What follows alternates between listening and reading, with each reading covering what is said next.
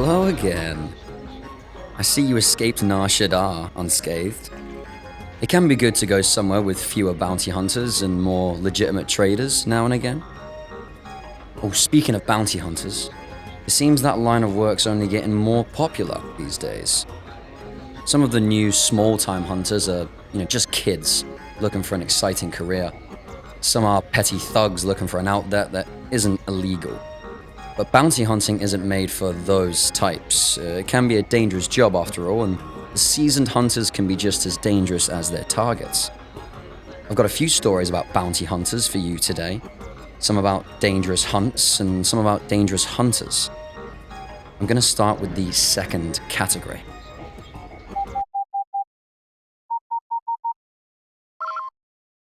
Attention, Sergeant on deck! Now, most bounty hunters work solo or in small teams, but there are a few notable exceptions to this rule. One of the most infamous was the Zhugs brothers. They don't exist anymore. They were in operation during the Sith Wars, when the Republic was on the brink and the galaxy was rapidly descending into lawlessness. A lot of planets were in ruins at the time, and one of them was Juro, which had been scourged by the Mandalorians during the Mandalorian Wars. Even today, 4,000 years later, the planet hasn't fully recovered. The surface of Juro is still the wasteland the Mandalorians turned it into, populated only by factories and mines, and the Juros themselves have abandoned it in favor of orbital cities. Even for how little Juro has recovered so far, the process was slow. Too slow for the liking of some. The Zhugs brothers were an army of politically inclined Juros that had issues with their homeworld's post-Mandalorian government, and after years of working in Juro's bureaucracy, they decided that the best way to fix things was to effect policy change with their blasters. When another political family on Juro got in their way, the Zhugs wiped them out, following which they were exiled. But that didn't stop the Zhugs brothers. After their exile, they set out to raise enough credits to seize control of Juro. They did this by hiring themselves out as bounty hunters, acting either in small freelance teams or as a group, allowing particularly wealthy clients to hire a whole army of well-trained, well-armed, and ruthless Juros mercenaries. The Zhugs brothers raised a ton of money during the Dark Wars, but they bit off more than they could chew when they tried to go for a bounty on what was then believed to be the last of the Jedi. The Jedi and her allies killed several Zhugs leaders, including the founders, Dizanti and Azanti Zhugs, as well as close to 100 of their followers. The Zhugs brothers fell apart after that, and their dreams of seizing Juro evaporated. While we're talking about bounty hunter groups, there's one that's not just legendary, but mythical. The GenoHaradan. Nobody's entirely sure whether or not these guys even exist, but if the stories are true, the GenoHaradan are an ancient order of bounty hunters that predate the Republic itself. Supposedly, they were founded by Jim the Despot as a sort of secret police, but after the Despot lost a war to the Hutts and was killed, the GenoHaradan went underground, selling their services to the highest bidder. But after the Taiwanese War, in which the Republic conquered their home sector, the GenoHaradan started working primarily for the benefit of the Republic. The legend goes that the GenoHaradan have subtly influenced galactic history via assassination for millennia, with the ultimate aim of keeping the Republic intact and in control of the galaxy. Now, like I said, no one knows how much of the story is true, or if the GenoHaradan still exist. The guild is said to have suffered during the Sith Wars, and nobody knows if they're still around today.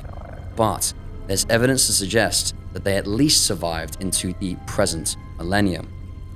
And there are a few companies that claim to have started as GenoHaradan fronts, such as Taxbeck Corporation. But let's put a pin in talking about bounty hunters for now and talk about some bounty hunts. Some targets are inherently more dangerous than others. You'd have an easier time capturing a Jawa than you would an Anzati. But perhaps the most dangerous targets are, fortunately, the rarest. The Gendai are one of the galaxy's more obscure species.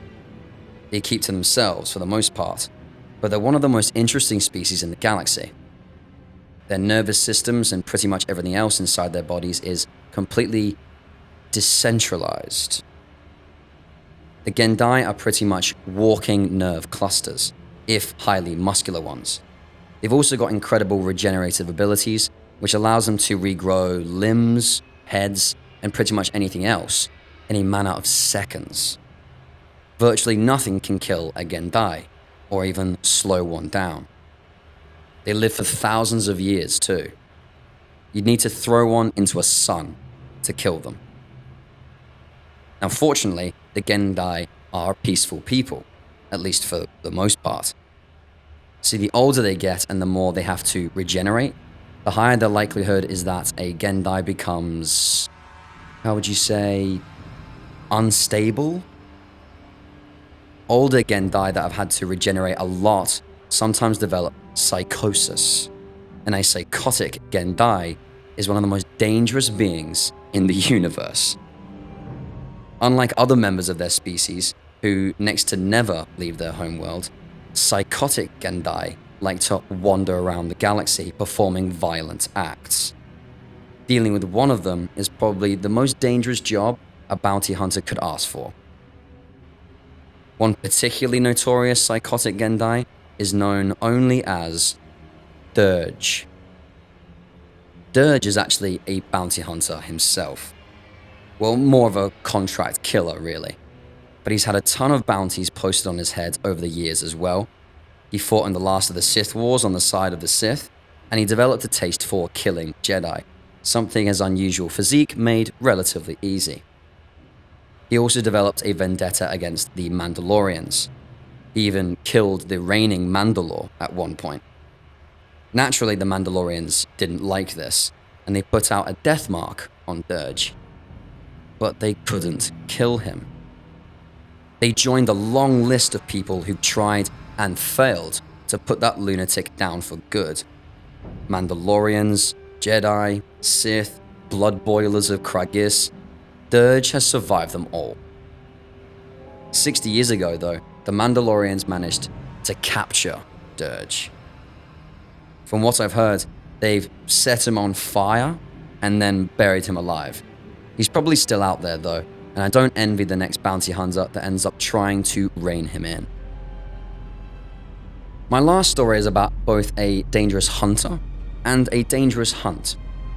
Maybe you've heard of Hanha, the Mad Wookiee, who in his time was one of the most fearsome bounty hunters in the entire galaxy.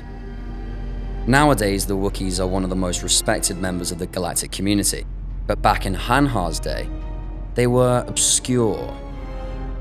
Kashyyyk was beyond the limits of Republic space, and Circa Corporation took advantage of that to occupy the planet and enslave the Wookiees.